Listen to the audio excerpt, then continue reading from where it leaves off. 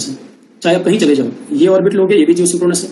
तो 35780 किलोमीटर पे ऐसी जितनी भी ऑर्बिट बनेंगी सारी की सारी जियो सिंक्रोनस है। इतनी सारी जियो 35780 किलोमीटर हाइट, कहीं पर भी चले जाएं, चारों तरफ कहीं भी जितनी भी ऑर्बिट बनेंगी वो सारी की सारी ऑर्बिट जियो सिंक्रोनस है। उनमें से उन जियो सिंक्रोनस में से जो इक्वेटर के पैरेलल वाली होगी वो जियो स्टेशनरी है। क्यों जियो स्टेशनरी कह रहे हैं? यहां से अर्थ का पर्टिकुलर पॉइंट हमेशा स्टैटिक नजर आएगा। इस ऑर्बिट में बैठ के देखेंगे जब भी अर्थ को, हमेशा पॉइंट हमें स्टैटिक नजर आएगा। ठीक है, तो जियो स्टेशनरी ऑर्बिट कितनी हो सकती है ये बताओ। Total number of Jio stationery orbit कितनी हो सकती है? ओनली वन, क्योंकि इक्वेटर के पैरेलल 35780 किलोमीटर पे एक ही जियो सिंक्रोनस ऑर्बिट बनेगी, उसी को जियो स्टेशनरी कहते हैं। जियो स्टेशनरी ऑर्बिट खुद एक प्रकार की जियो सिंक्रोनस ऑर्बिट है, ये बताओ। जियो स्टेशनरी ऑर्बिट एक प्रकार की जियो सिंक्रोनस ऑर्बिट है, सही है। सारी जियो सिंक्रोनस जियो स्टेशनरी है, क्या ये सही है? सारे जियो स्टेशनरी जियो सिंक्रोनस है, गलत। ठीक है, सारे जियो स्टेशनरी जियो सिंक्रोनस होता है, पर सारे जियो सिंक्रोनस जियो स्टेशनरी नहीं होते। जो इक्वेटर के पैरेलल जियो सिंक्रोनस होता है उसी को जियो स्टेशनरी बोलते हैं। यहां से बैठ के अर्थ का वो पॉइंट हमें पर्टिकुलर स्टैटिक नजर आता है। ठीक है, इसीलिए स्टेशनरी वर्ड आया, स्टैटिक दिखता है इसीलिए स्टेशनरी वर्ड यूज किया गया। अब जो समझाया उसमें लिखो। तो कई बार आप नाम सुनते हो, सैटेलाइट भेजे गए, तो सैटेलाइट अपने आप उड़ के थोड़ी चला जाएगा। सैटेलाइट तो एक बॉक्स होता है जिसके 2 विंग्स निकले होते हैं, और सैटेलाइट के जो विंग्स होते हैं, सैटेलाइट तो ये चीज है, देखिए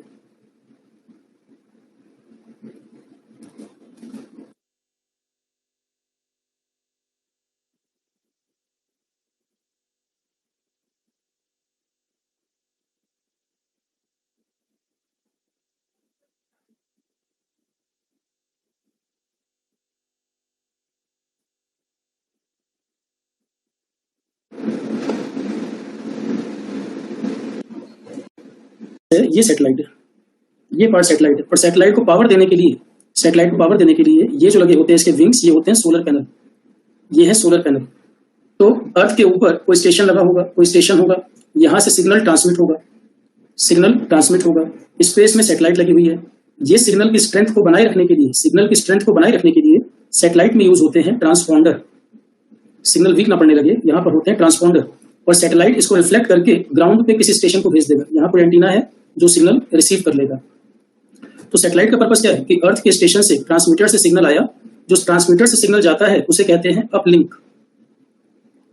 तो ट्रांसमीटर से सिग्नल सैटेलाइट पे आया, सैटेलाइट ने उसकी स्ट्रेंथ को वीक नहीं पड़ने दिया, उसमें लगे होते हैं ट्रांसपॉन्डर जो सिग्नल को स्ट्रेंथ को मेंटेन कर देते हैं, एम्पलीफाई कर देते हैं। और यहां से फिर सिग्नल आया नीचे की तरफ, इसे कहते हैं डाउनलिंक। नीचे की तरफ जब आया इसे कहते हैं डाउनलिंक। तो रिसीवर ने रिसीव कर लिया। तो सैटेलाइट कम्युनिकेशन का क्या मेन पर्पस है, इस बात से आप क्या समझ पाए? ये होता है सैटेलाइट कम्युनिकेशन। तो इस बात में आपको समझ क्या आया? सैटेलाइट कम्युनिकेशन कब इस्तेमाल किया जाता है? कितनी ज्यादा ऊंचाई से सिग्नल ट्रांसमिट हो रहा है, फिर नीचे रिफ्लेक्ट होकर आ रहा है, ये क्यों यूज करना पड़ रहा है? स्पेस से क्यों कराना पड़ रहा है? लार्ज डिस्टेंस कम्युनिकेशन के लिए, लॉन्ग डिस्टेंस कम्युनिकेशन के लिए, बहुत लंबी दूरी तक कम्युनिकेट करना है तो सैटेलाइट कम्युनिकेशन यूज किया जाता है कि यहां से आपने सिग्नल भेजा और अर्थ के किसी दूसरे कोने में जाकर सिग्नल रिसीव हो रहा है कि America, India, China, Russia, Norway कैसे कम्युनिकेट कर पा रहे हैं, वहां का चैनल आप यहाँ देख पा रहे हो, या यहाँ से आप वहां बात कर पा रहे हो फोन उनसे, तो कैसे कम्युनिकेशन हो रहा होगा? इसका मतलब स्पेस किससे वहां से रिफ्लेक्ट होकर आ रहा है। तो बहुत ज्यादा लॉन्ग डिस्टेंस कम्युनिकेशन कराना हो तो सैटेलाइट कम्युनिकेशन इस्तेमाल करते हैं। समझ आ गया? और क्योंकि अर्थ फ्लैट भी नहीं है, अर्थ कर्वेचर है, तो क्या एक ही सैटेलाइट अर्थ के सारे पॉइंट को कवर कर सकता है? जैसे जीपीएस सिस्टम है, अमेरिका का जीपीएस अमेरिका ने बनाया पर आप भी यूज कर रहे हो, तो क्या जीपीएस सिस्टम में एक ही सैटेलाइट होगा? एक सैटेलाइट ने कहीं सिग्नल रिसीव किया, कहीं भेज दिया, कर्वेचर की वजह से जो नीचे की तरफ रह गया वो जीपीएस सिस्टम जो है अमेरिका का, उसमें 31 सैटेलाइट यूज हुए हैं, तो बहुत सारा एरिया कवर करता है अर्थ का। ठीक है, तो सैटेलाइट बहुत लॉन्ग डिस्टेंस कम्युनिकेशन कराना हो सब सैटेलाइट का इस्तेमाल किया जाता है। अब आप ये बताइए, क्या वेदर वगैरह का इंपैक्ट भी सैटेलाइट कम्युनिकेशन में पड़ता होगा? क्या सिग्नल में एटेन्युएशन भी होता होगा? एटेन्युएशन मतलब सिग्नल क्वालिटी डिग्रेड भी होती होगी? बिल्कुल होगा। इतनी ऊपर से कम्युनिकेशन हो रहा है और इतने सारे फैक्टर हैं, एटमॉस्फेयर भी अलग अलग तरीके का है, लेयर भी सब अलग अलग है, उसके अलावा आपका टेम्परेचर प्रेशर वेरी कर रहा है, एटमॉस्फेरिक कंडीशन वेरी कर रही है, वेदर वेरी कर रहा है, तो इसका मतलब कुछ ना कुछ इंपैक्ट आएगा, एटेन्युएशन वगैरह होता है। ठीक है, और शॉर्ट डिस्टेंस वगैरह में क्या करते हैं, एंटीना वगैरह से हम लोग कम्युनिकेशन करा लेते हैं। रेन में प्रॉब्लम होती है, बहुत ज्यादा क्लाउडी वेदर हो जाए तो भी दिक्कत होता है। ठीक है, तो अब पर दिक्कत ये है, ये सैटेलाइट जो भेजी, अब 3 ऑर्बिट है तुम्हारे पास, तीनों में कहीं भेजोगे। अगर रिसर्च के लिए है तो लियो में, नेविगेशन वगैरह के लिए है तो मियो, अगर ये टेम्परेचर वेदर के लिए है या कम्युनिकेशन के लिए है तो सबसे ऊपर वाला जियो सिंक्रोनस। जनरली इस तरह से क्लासिफाई किया गया। पर सैटेलाइट अपने अपने आप ही थोड़ी चला जाएगा, सैटेलाइट को ले जाने के लिए भी कुछ होता होगा। सैटेलाइट को ले जाने के लिए होता है रॉकेट। रॉकेट का नाम होता है पीएसएलवी जीएसएलवी। इसरो के जो रॉकेट हैं उनका नाम है पीएसएलवी जीएसएलवी, मतलब polar satellite launch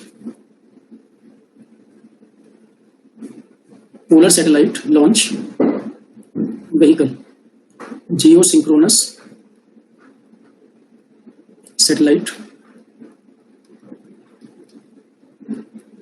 launch vehicle.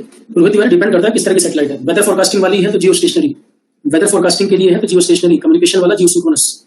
ठीक है, तो पीएसएलवी जीएसएलवी ये तो हमारे पास रॉकेट है सैटेलाइट्स को कैरी करने के लिए। पोलर सैटेलाइट लॉन्च व्हीकल, ये आपको कम हाइट पर जाना हो या वेट कम ले जाना हो तब इस्तेमाल करते हैं पीएसएलवी।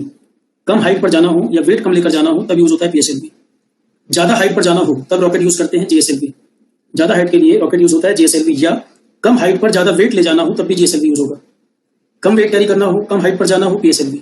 ज्यादा वेट कैरी करना हो, ज्यादा हाइट पर जाना हो, या ज्यादा वेट को कम हाइट पर ले जाना हो, जीएसएलवी यूज करेंगे। पीएसएलवी और जीएसएलवी में एक बेसिक अंतर है। पीएसएलवी में होती हैं 4 stages, 2 solid and 2 liquid, 2 solid plus 2 liquid. GSLV में होती है 3 स्टेजेस। सॉलिड लिक्विड के अलावा यहाँ पर स्टेज होती है, जियो सिंक्रोनस इंजन भी होता है इसके अंदर, क्रायोजेनिक इंजन होता है। क्रायोजेनिक इंजन में वो टेक्नोलॉजी है कि बहुत दूर तक आपको लेके जाए। क्रायोजेनिक इंजन लॉन्ग डिस्टेंस तक ट्रैवल कर सकता है। तो क्रायोजेनिक इंजन इसरो ने खुद से बना लिया है। तो ये 3 स्टेज का होता है और इसमें एक स्टेज में क्रायोजेनिक इंजन होता है। यहाँ क्रायोजेनिक इंजन नहीं है, पीएसएलवी में क्रायोजेनिक इंजन नहीं है, जीएसएलवी में क्रायोजेनिक इंजन यूज होता है। ठीक है, क्रायोजेनिक इंजन में एज अ फ्यूल इस्तेमाल होता है लिक्विड ऑक्सीजन और लिक्विड हाइड्रोजन। आप जो हाइड्रोजन ऑक्सीजन जानते हो तो आपको तो ये पता है कि सर दोनों गैस है, ऑक्सीजन भी गैस है, हाइड्रोजन भी गैस है, और उसको लिक्विड स्टेट में कन्वर्ट करना ये बहुत डिफिकल्ट प्रोसेस है। -178 डिग्री के नीचे, -178-180 डिग्री के नीचे ऑक्सीजन फ्यूल में कन्वर्ट हो जाता है, और -263 डिग्री के नीचे हाइड्रोजन लिक्विड में कन्वर्ट होता है।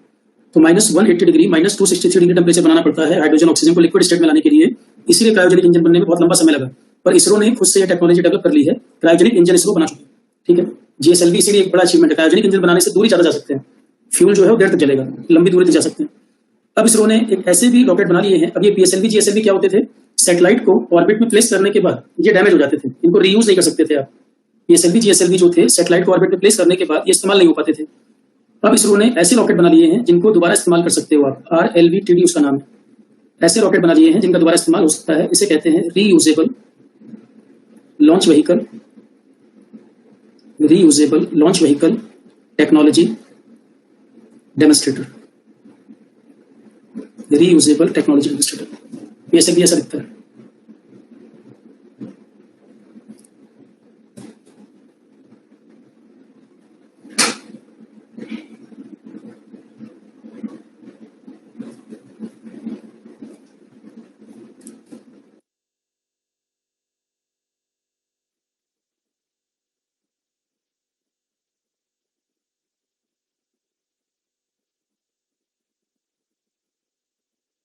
जीएसएलवी महंगा पड़ेगा, जब लंबी दूरी जाना है, क्रायोजेनिक इंजन टेक्नोलॉजी इस्तेमाल कर रहे हो तो महंगा तो पड़ेगा ही ना।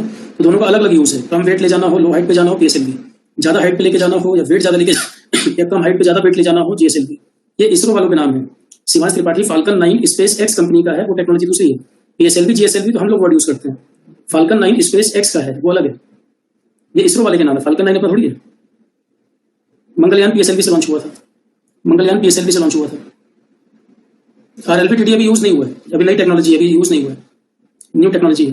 देखो सारी बातें हो गई, अब आ जाओ अगले